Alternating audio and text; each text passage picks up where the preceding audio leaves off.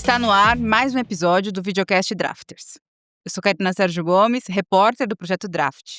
E hoje a gente faz uma pausa no mundo dos negócios para falar sobre um tema urgente e essencial para a nossa sociedade. Em vez de começar com dados ou manchetes, eu quero pedir licença para fazer algo diferente. Eu vou ler um trecho de um livro. Eu abro aspas. Moças como eu estragavam o dia dos médicos. Sem dinheiro e sem contatos, senão não teriam ido parar no consultório deles às cegas, elas os obrigavam a se lembrar da lei que podia enviá-los à prisão e proibi-los de exercer a profissão para sempre.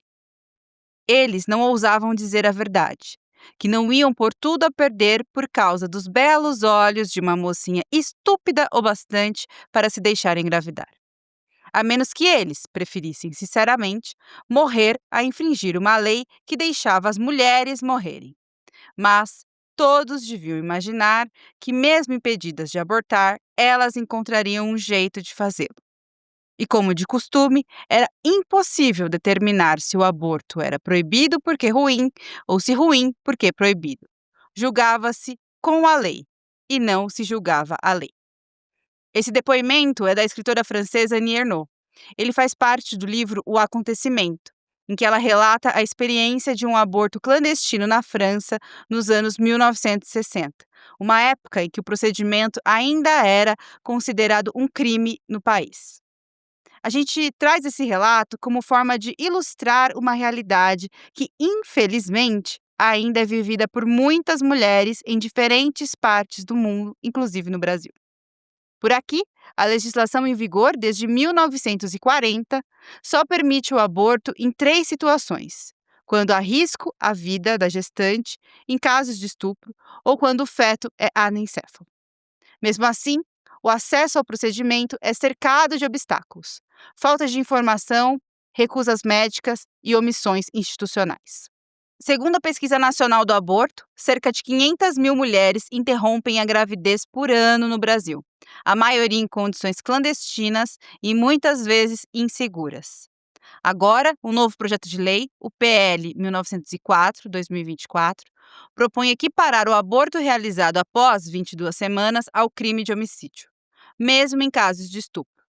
Isso acirrou ainda mais o debate sobre os direitos reprodutivos no país. É sobre esse cenário que eu converso hoje com Rebeca Mendes, ativista e fundadora do Projeto Vivas, uma organização sem fins lucrativos criada em 2020 para atuar para garantir o acesso ao aborto legal e seguro para meninas, mulheres e outras pessoas com capacidade de gestar. Bem-vinda, Rebeca. Muito obrigada. Bom, é um prazer estar aqui. Me sinto muito honrada em poder compartilhar um pouquinho, né, do Projeto Vivas e de tantas histórias que chegam até nós com todos vocês. Bom, então para a gente começar, eu vou pedir um pouco para você compartilhar um pouco da sua experiência quando você tentou fazer um aborto e o que levou, né, à criação do Projeto Vivas, né?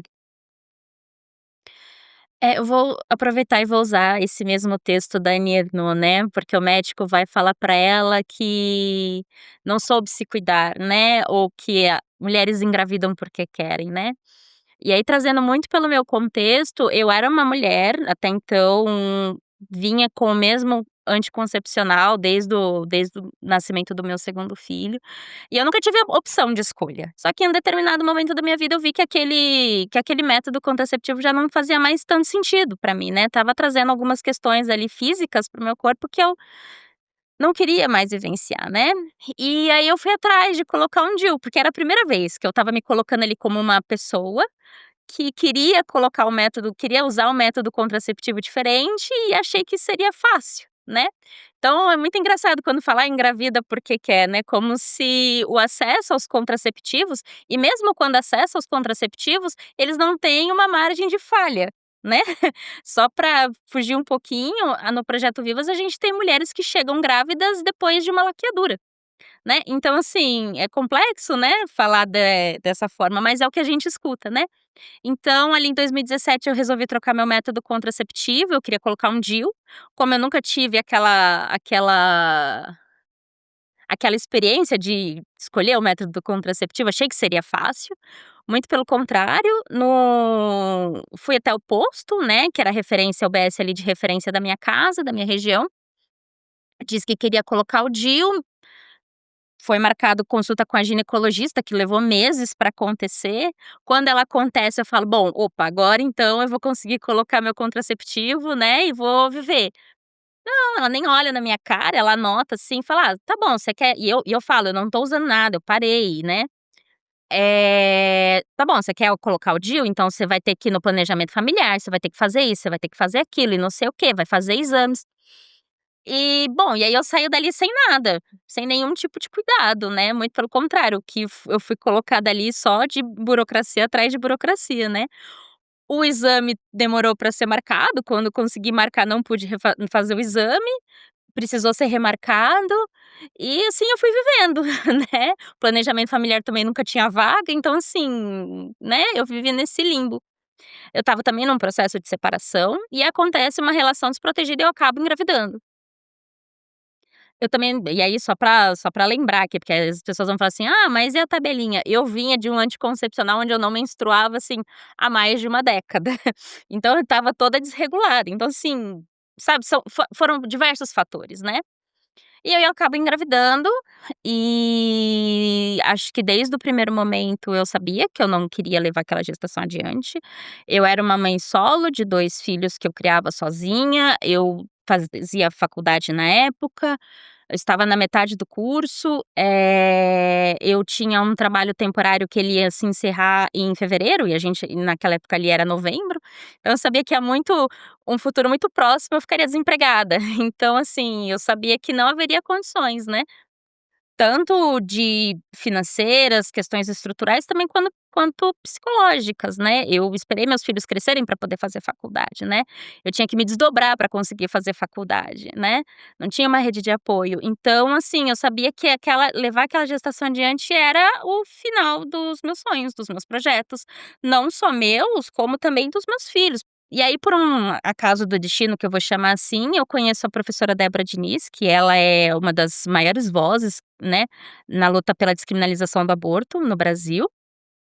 Eu converso com ela, conto ali um pouquinho da minha história, e uma das ideias que a gente tem ali é se a gente entrasse com um pedido dentro da DPF 442, né, que tinha sido protocolada naquele ano mesmo, contando um pouquinho da minha história, né, e pedindo autorização ali para o Essa Supremo. DPF 442 diz o quê? Ela pede a descriminalização do aborto até a 12ª semana de gestação. E naquela época eu estava, assim, com 6 semanas, 7 semanas. Era uma gestação muito recente, né. E, a gente entra com um pedido no Supremo, mas já sabendo que talvez a maior probabilidade é que a gente não conseguisse nada, porque uma das características de uma arguição de descumprimento de preceito fundamental é de que ela não julga caso concreto, né, então o meu caso era muito concreto. Então a gente saberia que ia ser uma tentativa, mas que valia a pena. E a gente faz esse pedido, a ministra até então, que era a relatora, a Rosa Weber, ela não admite o pedido, né, então ela indefere, eu acabo indo pra Colômbia, eu faço o procedimento lá, e é um procedimento tão simples que, assim, em 15 minutos acabou. Acabou e eu fiquei pensando: "Cara, eu passei tudo o que eu passei", eu tinha pessoas me chamando de assassina, eu tinha pessoas falando que, ai, já que eu queria abortar, que os meus filhos morressem, coisas absurdas, assim, sabe. Eu tive gente indo na minha casa pra tentar me persuadir, falando: "Ai, não, se você não abortar, eu te dou uma cesta básica", como se fosse por isso que eu estivesse tomando aquela decisão, né. Pra um procedimento de 15 minutos, foi o que durou. Mas eu volto para o Brasil, a gente comunica no processo, né, que, eu já tinha feito um aborto num país onde ele era legal, eu me encaixava dentro dos permissivos, e aí, com essa publicidade, muitas mulheres que passavam o mesmo pelo que eu tinha acabado de passar, elas começaram a me procurar, né. E eu sempre tentei ajudar ali da maneira que eu conseguia naquele momento. Só que a coisa foi ficando muito intensa. Em 2020, a gente oficializa, né, o projeto Vivas, e a ideia ali no momento inicial era apoiar, ajudar, encaminhar essas mulheres que passavam mesmo pelo que eu tinha passado, então, que não tivesse acesso ao aborto legal aqui no Brasil, né, e precisariam ir pra Colômbia naquele momento e depois a Argentina quando descriminaliza. Mas a gente viu que não é porque tá na lei que a lei é cumprida, né. Hoje a nossa maior demanda, e sempre foi, os casos de aborto legal aqui no Brasil.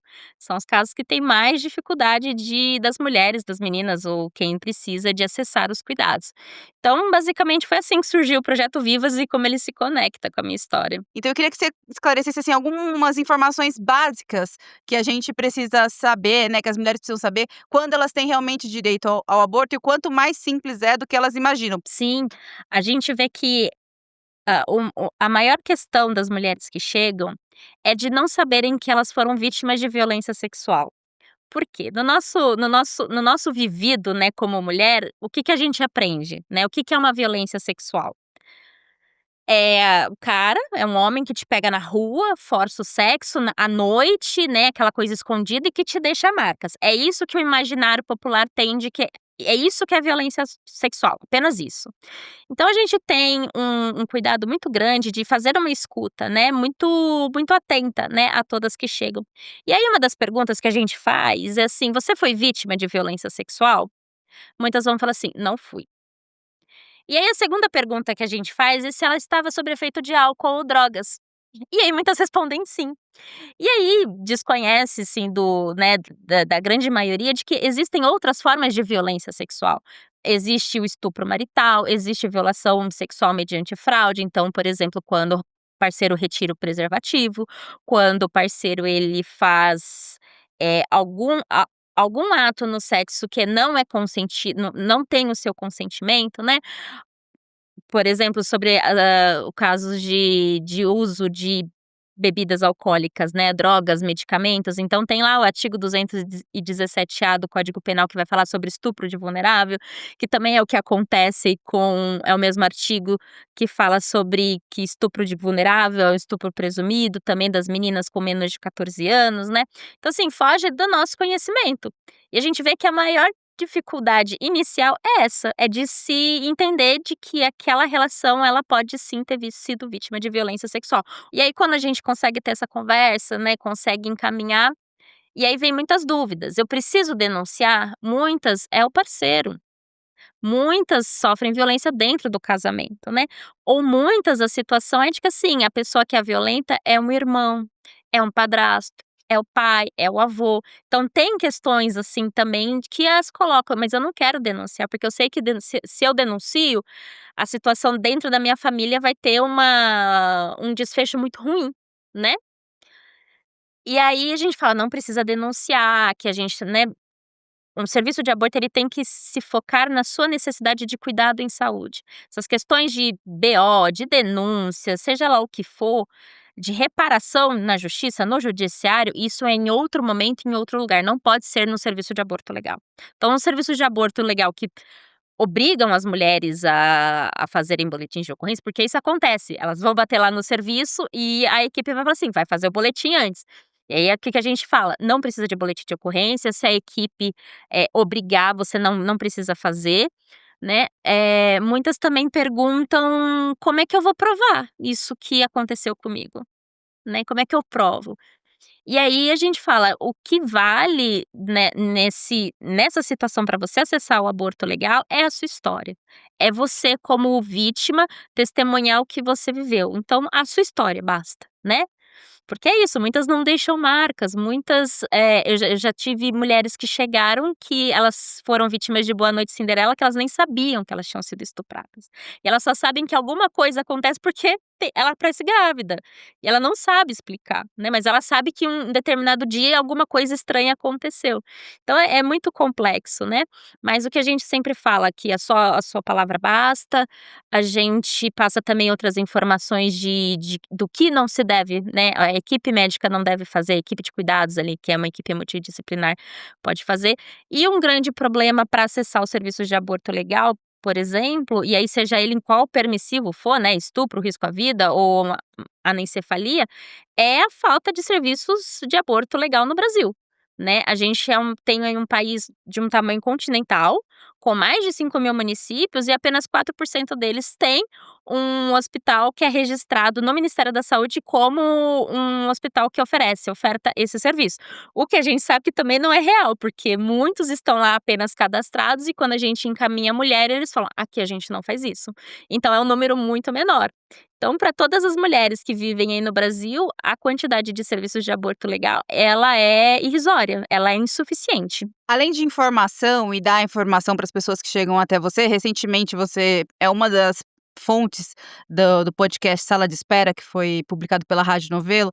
Você teve um momento que você deu uma ajuda muito básica, que eu nunca imaginei, que para a personagem principal ali dessa série, vocês ajudam com transporte. Porque sem a ajuda de vocês para o transporte, ela não conseguiria correr por, sei lá, 2, 3 hospitais que ela teve que fazer essas consultas para conseguir fazer o procedimento. Além de então de dar informação, encaminhar a pessoa, vocês também dão esse auxílio de transporte. Eu queria que você comentasse um pouco de quais são as necessidades básicas que cada pessoa mais comuns, né, que as mulheres chegam até vocês precisando nessa ajuda, né, porque informação é uma necessidade básica, mas pelo que eu vi, eu nunca poderia imaginar que um ônibus, né, uma passagem de ônibus seria básico para alguma mulher tentando também fazer esse procedimento, né. Sim, além da informação, o Vivas ele é uma organização sem fins lucrativos que funciona a partir de doações, então a gente recebe doações de pessoas, e aí, por exemplo, entra em contato uma mulher vítima de violência sexual que precisa acessar um serviço de aborto legal e não tem um serviço de aborto legal na cidade dela. No caso do podcast, ela estava em São Paulo, a gente consegue manejar. E ali era uma situação muito complexa, onde ela era vítima de estupro marital constante, e além da violência sexual, ela sofria violência psicológica, ela sofria violência financeira, então ela não tinha acesso a dinheiro. Então, assim, uma passagem de ônibus dentro da cidade de São Paulo fazia diferença para ela. Na maioria dos casos, a gente oferece auxílio, mas auxílio de passagem também, mas é muito mais rodoviário, de uma cidade para outra, de um estado para outro. Então, por exemplo, na região norte, onde a gente tem um número muito limitado de serviços e nenhum serviço na região norte, por exemplo, atende com mais de 22 semanas, a gente tendo que tirar as mulheres ali da região apenas de avião, porque é o único meio de transporte possível, né. Então, assim, às vezes é com coisa muito básica, às vezes eu tenho um filho, eu não tenho com quem deixar, mas a minha vizinha falou que se eu pagar X, ela olha meu filho para mim. E aí a gente ajuda. Já teve situações onde que, além de outros cuidados, a mulher ela não tinha acesso a um plano de dados no celular e a gente coloca crédito no celular para ela conseguir se comunicar com a gente, se comunicar com a família. Então, assim, são cuidados que a gente, às vezes, né, nem passa pela nossa cabeça, mas faz diferença, né, ainda mais quando eu falo num país onde não há, basicamente, serviços de aborto legal em muitas regiões, né. E aí é um cuidado que o Estado também não provém, né. Se muitas mulheres, por exemplo, elas são atendidas ali no seu hospital local, não é possível fazer o aborto, porque ou não oferecem o serviço ou porque já passou de 22 semanas e não fazem, nem assim, quando elas já estão dentro do sistema, o Estado ampara. Aqui em São Paulo, quando teve o fechamento do Cachoeirinha, por exemplo, um pouco antes, né, entre final de novembro e início de dezembro, haviam 2 meninas com mais de 22 semanas em atendimento no Cachoeirinha, onde a Secretaria Municipal de Saúde proíbe a continuação do cuidado delas. Então, assim, o Estado e aí, assim, a única recomendação do Estado é que isso para uma menina de 12 e outra de 15 anos vítimas de violência. A única opção para vocês é o pré-natal. E aí vem o projeto Vivas e arca com todas as despesas. Uma vai para Uberlândia, em Minas Gerais, a outra vai para Bahia, vai para Salvador, na Bahia. Então é isso, mesmo quando ela já está dentro do sistema, o Estado não as ampara.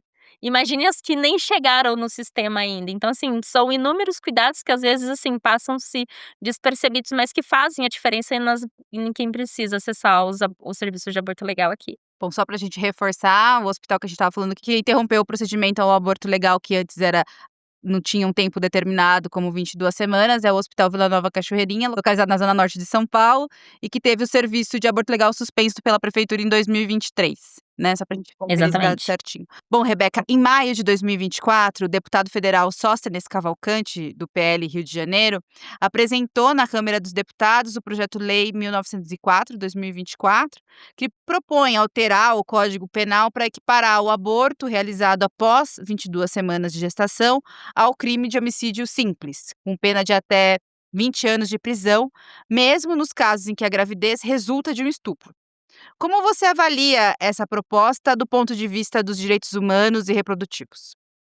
Bom, ele vai prejudicar sempre as mais vulneráveis, né, porque é aquilo, no imaginário, a única pergunta que se faz é: "Por que deixou chegar até esse ponto?", né. E um caso muito emblemático que a gente pode utilizar aqui são os casos das meninas menores de 14 anos, né. Geralmente a gestação, ela é detectada porque muitas das vezes não tem-se noção ali pelos responsáveis, ou tem-se, né, que existe uma violência sexual sendo cometida contra aquela menina, né. As gestações geralmente elas só são descobertas quando aquele corpo infantil passa a se tornar um corpo gravídico, né, então quando aquela barriga começa a ficar maior, né, e isso vai acontecer lá pela 20ª semana, né. Eu vou usar um caso muito recente que chegou aqui no Viva só pra explicitar, tá. Essa menina, ela é vítima de violência sexual, ela tem 12 anos e ela mora numa cidade da região metropolitana de São Paulo. E aqui a gente tá falando ainda de uma gestação inicial, detectaram, no primeiro trimestre ainda, até 12 semanas ali. E essa menina é cuidada ali por uma avó e a avó leva ela no hospital mais próximo ali da cidade que ela mora. É detectado a gestação, a violência, assim, a violência ainda era uma incógnita, né. E aí vai se questionar para o Ministério Público ali da cidade, né, dali daquela região, onde o promotor vai falar assim: "Não, esse caso não é violência sexual", mesmo a menina tendo 12 anos e mesmo o artigo 217-A falando que é estupro presumido e independe de consentimento da vítima, né. Ele vai falar assim que não é violência sexual. E que não pode se fazer nada, não tem acesso ao aborto. Então, assim, quando é identificada, ainda passa por essas questões. Muitas meninas, quando chegam com mais de 22 semanas nos hospitais ou na UBS, que é a primeira porta de entrada, para a maioria, né, se colocado ali na linha do pré-natal. Não existe a conversa sobre o direito do aborto legal, então é encaminhado diretamente para o pré-natal. E aí muitas seguem, tanto é que no Brasil mais de 14.000 meninas por ano são mães com menos de 14 anos, né, e as que conseguem acessar o aborto legal, elas vão passar por outros tipos que a gente vai chamar de barreiras, né. Então assim, é muito complexo falar que chega porque quer. E quando vem uma PL 1904 para falar assim que se houver o aborto com mais de 22 semanas, a pena que essa menina e essa mulher pode sofrer é maior do que estuprador, do que o estupro tem no Código Penal, levanta-se ali uma bandeira vermelha para toda uma sociedade. Então, que tipo de sociedade é essa que a gente quer? A gente prefere que o estuprador tenha uma pena menor do que a vítima? É isso? Uma vítima que vai recorrer, vai acessar um direito que está ali por lei, que já é tão escasso? Não, não é esse tipo de sociedade que a gente quer viver, não é esse tipo de sociedade que a gente quer compartilhar com as nossas mulheres e com as nossas meninas. Então ali acho que foi um ponto muito importante, onde há esse entendimento muito equivocado de que a maioria das pessoas elas são contra o aborto, quando a própria pergunta já é enviesada, né. As pessoas elas podem sim ou não ser contra ou a favor do aborto, mas a pergunta deveria de ser: "Você acha que uma menina, uma mulher, ela deve ser presa por ter feito um aborto?". E aí a pergunta muda e a resposta também muda, né. Então eu acho que foi um ponto muito marcante, muito importante para nós como sociedade nos posicionarmos quanto ao tema.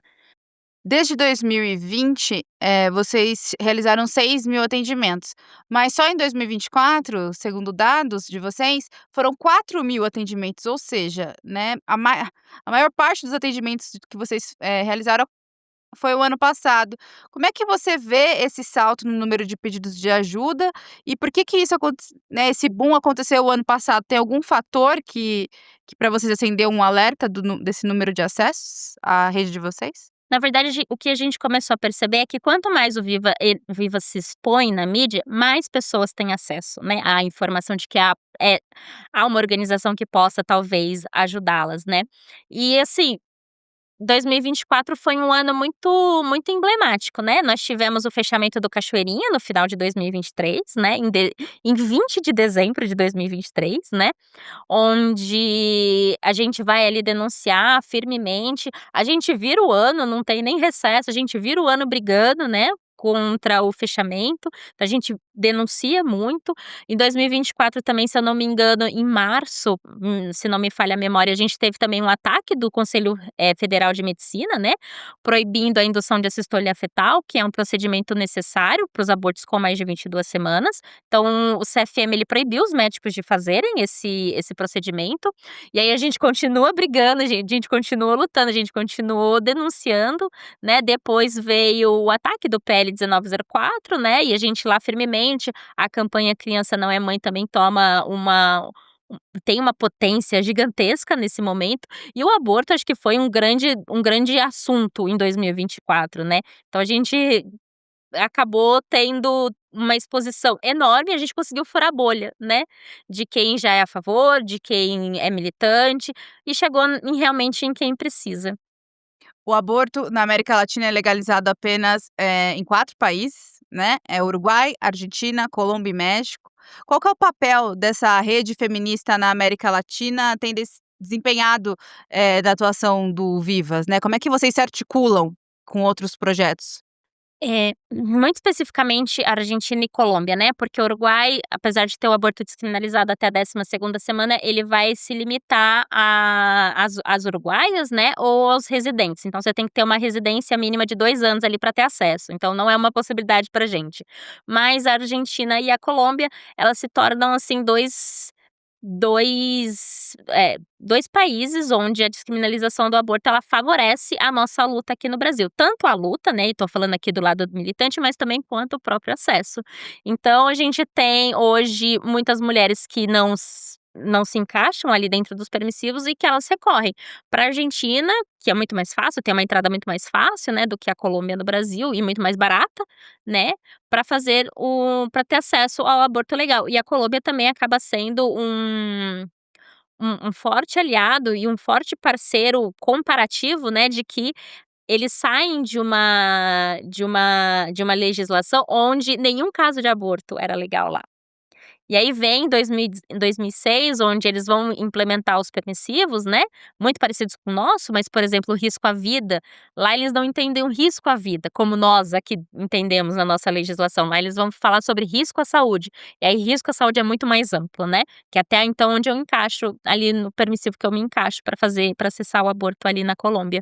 Então eles são parceiros poderosíssimos, né. Você comentou que quando você estava, tentando fazer o procedimento do aborto, muitas pessoas começaram também a te atacar, né, na internet. Eu queria entender como é que vocês, como esse projeto que encara, esse desafio de ajudar mulheres a fazer um aborto legal, como é que vocês enfrentam os estigmas que ainda recaem sobre, o aborto, e se existe algum tipo de proteção ou suporte legal, como vocês que atuam nessa linha de frente?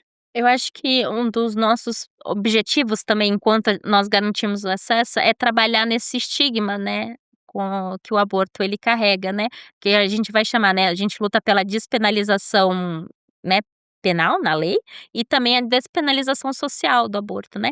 Então a gente vai tratar o aborto aqui dentro do projeto Vivas como ele deveria de ser, na verdade, como a OMS diz que ele deve ser, um procedimento, um cuidado comum. E aí a gente usa muitos relatos, né, que o meu mesmo e de outras mulheres que estão no Vivas e que também já fizeram um aborto legal, né, de como é possível ter outros sentimentos, outras visões sobre o aborto, né.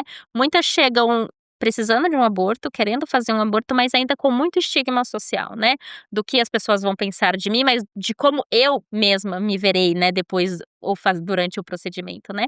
Então assim, é tirar o aborto do armário, é falar sobre ele, é trazer esses outros pontos de vista, é denunciar quando precisa ser denunciado. Hoje o Projeto Vivas ele faz algo inédito, que é trazer a voz dessas mulheres que nunca teriam voz. Essas mulheres que sofrem violência institucional, que sofrem violência obstétrica dentro do serviço, elas nunca contaram as suas histórias, elas nunca tiveram quem pudesse contar essas histórias, e hoje o Projeto Vivas faz. O Vivas ele surge por conta dessa lacuna que você comenta, né, tanto essa desinformação, a dificuldade da pessoa conseguir ir até o hospital. Eu queria entender quais outras políticas públicas que vocês gostariam que fossem implementadas para facilitar até mesmo o trabalho de vocês, assim. Olha, a gente tem tanta proposta, mas como você delimitou ali, né, usar a legislação atual, primeiro é a educação sexual nas escolas. A gente precisa identificar, aprender desde de cedo a identificar o que é um abuso sexual, né, o que é uma violência sexual. Acho que o segundo bom, mais abertura de serviços de aborto legal. É isso, vocês querem a diminuição, né, quem é contra abortos com mais de 22 semanas, querem a diminuição? Abram mais serviços de aborto legal. Né, que esses casos com você pode ter certeza que eles vão diminuir. E aí, em terceiro lugar, eu vou colocar trazer a responsabilidade para o Ministério da Saúde. Hoje, por exemplo, as recomendações que a gente vai chamar de normas técnicas que vão falar sobre os cuidados do aborto, né, do aborto legal, elas são de 2012. Essas informações que constam nesse material, em 2012 já eram defasadas. Imagine agora em 2025. Então a gente tem protocolos muito desatualizados e que vão contra recomendações atuais da OMS. Então, por exemplo, a curetagem é um procedimento arcaico, que é não recomendado, que vai trazer mais riscos, físicos e impactos, psicológicos nas mulheres, e hoje é o procedimento que mais se faz no Brasil. Atualizar para que essas práticas não aconteçam e é treinamento nas equipes, né, de serviço de aborto legal e sim, de toda a de quem trabalha, né, de ginecologistas e né, ginecologistas ali num foco principal, que são os que oferecem o cuidado, né. Então aprender a fazer uma aspiração manual intrauterina, é aprender a fazer o aborto cirúrgico no segundo trimestre e no terceiro trimestre também, é aprender a dosagem correta do medicamento, é fazer a liberação da mifepristona como medicamento que vai auxiliar os abortos medicamentosos né, aqui no Brasil. A mifepristona hoje é um medicamento que ele é usado em todo mundo, menos aqui no Brasil, não tem registro. Então assim, é adequar realmente todos os protocolos e todas as necessidades para esse mundo de 2025, com o conhecimento de 2025 nos serviços de aborto legal para quem precisa. Então assim, são coisas que sim, não há um interesse, né, de quem comanda aí o estado, seja ela nos 3 níveis, de que isso aconteça. Infelizmente a gente sabe que não é algo fácil, não é algo simples, mas não é interesse público, né. Então eu colocaria essas 3 questões aí. Bom, muito obrigada pela sua atenção, pelo seu tempo. Eu que agradeço, e reforço aqui novamente a minha gratidão por vocês por trazer um tema tão importante a tantas mulheres e tantas meninas e outras pessoas nesse país. Muito obrigada. Bom, obrigada, Rebeca, e você que nos acompanhou nessa conversa. Eu aproveito para te convidar para assistir os outros episódios do Videocast Drafters. Um abraço e até a próxima.